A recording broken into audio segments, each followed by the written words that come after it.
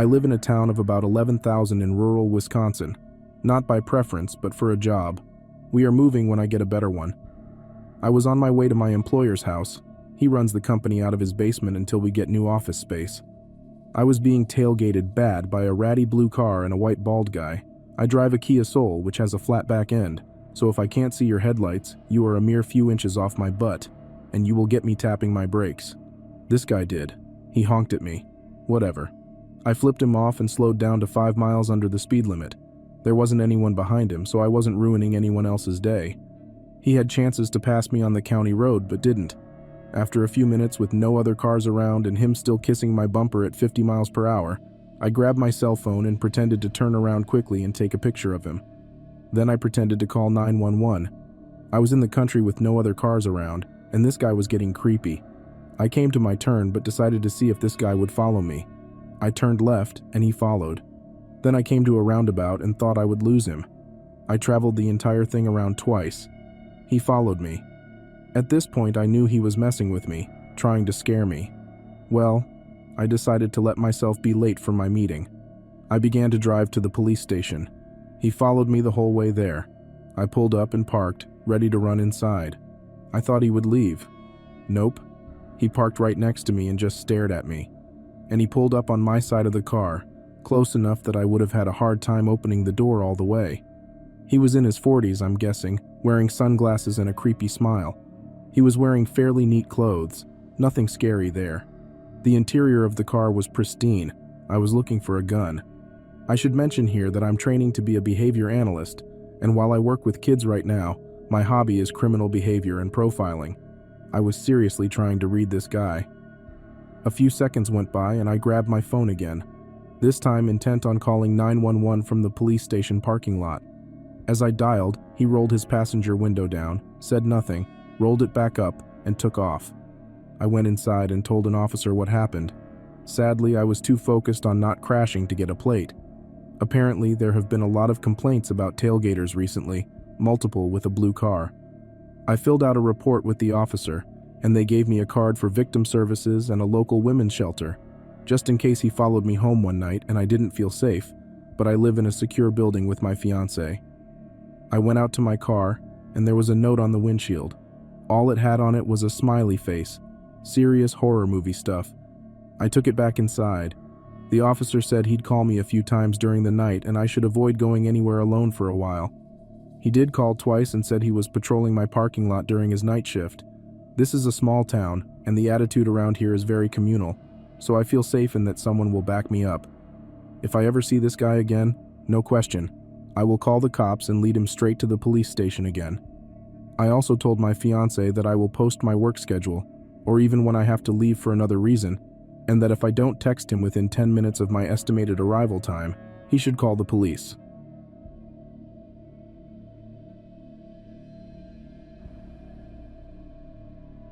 When I was 19, I worked for a company that assigned labor to rural areas of Australia. The job involved informing them of my availability, and they would send me to remote farms for a few weeks to assist with various tasks. It was demanding work with long hours, but the pay was good, and it could be enjoyable if I ended up with a friendly group of coworkers. During this particular incident, I was working on a large property that spanned an area roughly equivalent to the state of Maryland in the USA. The property was located about 9 hours away from Sydney City, and it took about 40 minutes to reach the nearest town from there. In short, it was in the middle of nowhere. I was assigned to clear bushland on the farm alongside 3 other guys around my age who were from the city. Our boss, Jeremy, owned the farm and supervised us while also participating in the work. He was a laid-back person and treated us well. That summer was exceptionally hot, and the work was challenging. One day, when the temperature reached about 38 degrees Celsius, around 100 Fahrenheit, Jeremy decided to give us the afternoon off. He mentioned knowing a water hole on the farm, approximately 25 minutes north of our location. I was excited about the opportunity to swim, but the other guys preferred to relax for the afternoon. So, Jeremy and I hopped into one of the work trucks and began driving across the property. The landscape mostly consisted of wide, empty expanses with scattered patches of bushland. Jeremy wasn't much of a talker, so we drove mostly in silence. After about 20 minutes, he suddenly became alert and nudged me in the ribs. "Do you see that over there, beneath the 2 dead trees?" he asked. I should note that if you're not familiar with inland areas, especially in Australia, they tend to be brown or red, mostly flat, and unremarkable.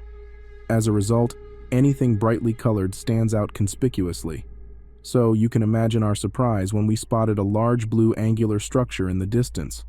We redirected our path towards it, and as we approached, we realized it was a massive blue shipping container situated in the middle of nowhere.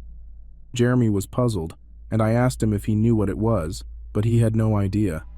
He hadn't noticed it when he drove through the area about 5 weeks prior, and his curiosity compelled him to find out more. Initially, we stopped about 100 meters away from the container. At that moment, I had a strong sense that something was amiss.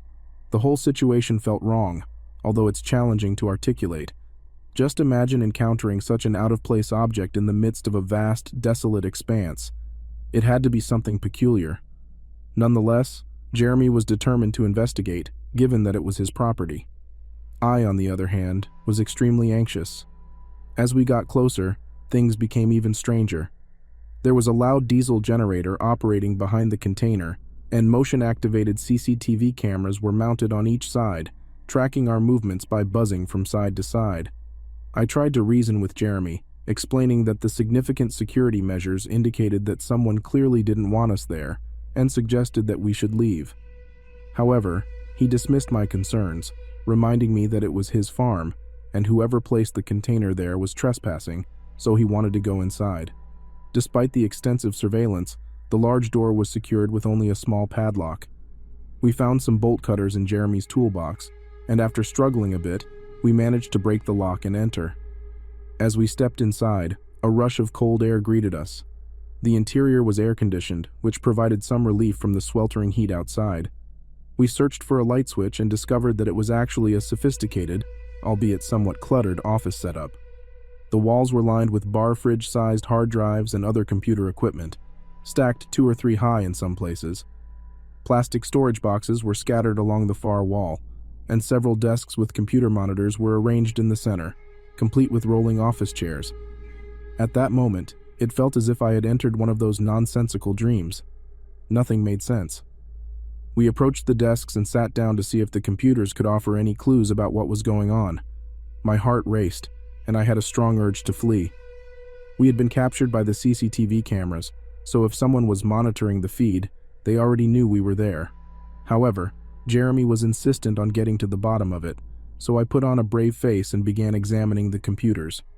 It went on for a while, but in short, neither of us had much technical expertise beyond basic familiarity with Facebook and Microsoft Word. The best way I can describe it, from my non-technical perspective, is that the screens displayed endless lines of computer talk. It resembled the download screens of old programs like Napster or LimeWire, constantly receiving and recording data in multiple windows. Frustrated with the computers, I cautiously made my way to the stack of storage boxes at the far end of the container. By then, I was reasonably certain that no one else was present because there was nowhere to hide. However, I remained incredibly tense. Against my better judgment, I decided to investigate the contents of the boxes.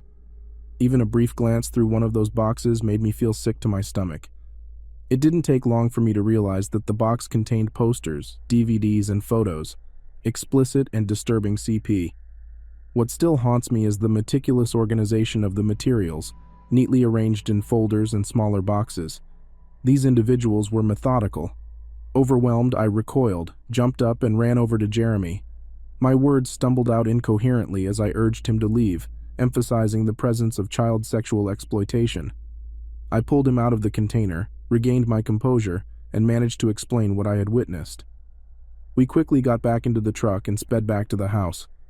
Unfortunately, the farm had no mobile phone reception, and we hadn't brought the satellite phone, so we had to return to the landline to call the police.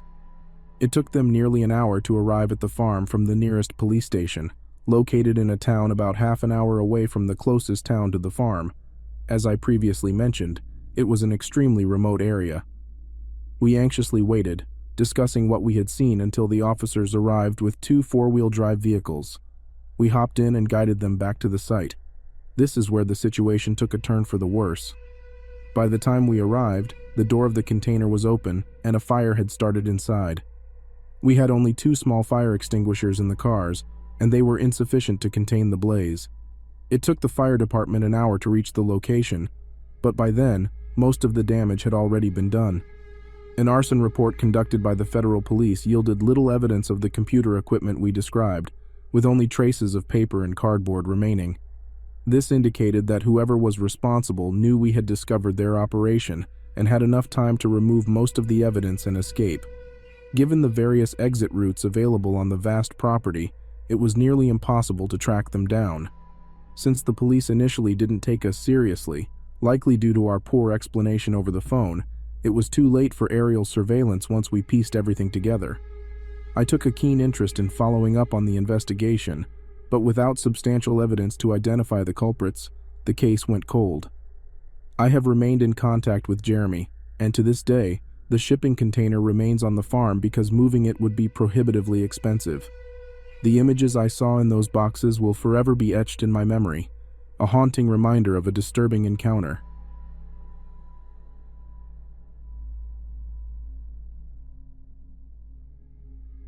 My hometown was decimated by flooding from Hurricane Floyd in 1999.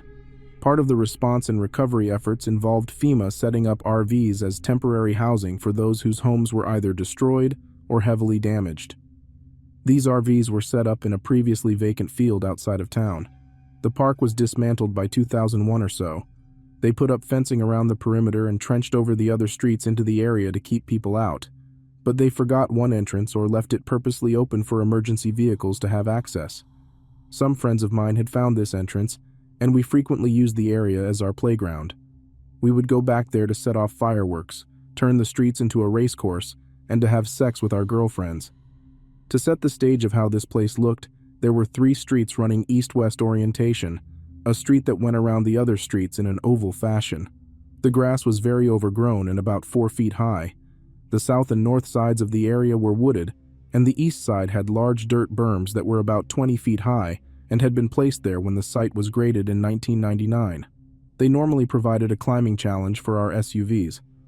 On this particular day, my girlfriend and I were parked on one of the east-west streets amongst the tall grass to remain hidden.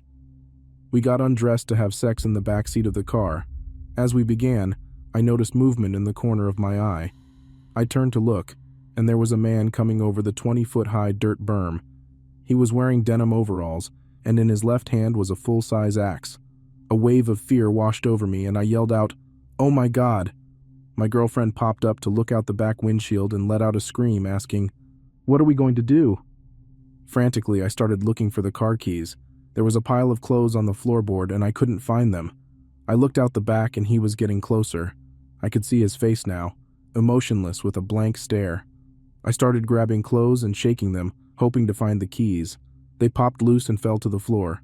I grabbed them and immediately jumped into the driver's seat, still completely naked. I started the car, and from the back seat my still naked girlfriend screamed, "Go!" I looked in the rearview mirror as I put the car into drive, and he was now within about 50 feet of the car, the same blank look on his face, but he was staring at the car with the axe still in hand. I didn't even fasten my seatbelt, and was still fully nude as I floored the gas, kicking up rocks everywhere as the tires spun while I sped away from this man holding the axe.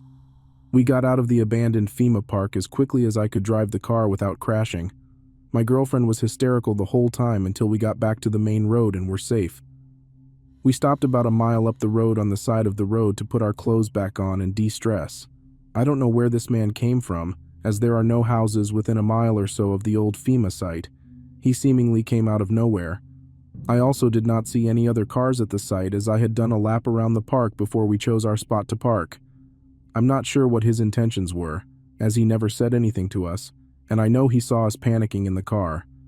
Whatever his intentions were, I know they weren't good. The look on his face and the axe in his hand made that abundantly clear. I went back with a few friends a few days later and found no place this guy could have been lurking, and there were no signs anyone had been camping there. To this day, it's one of the scariest events I've ever been through.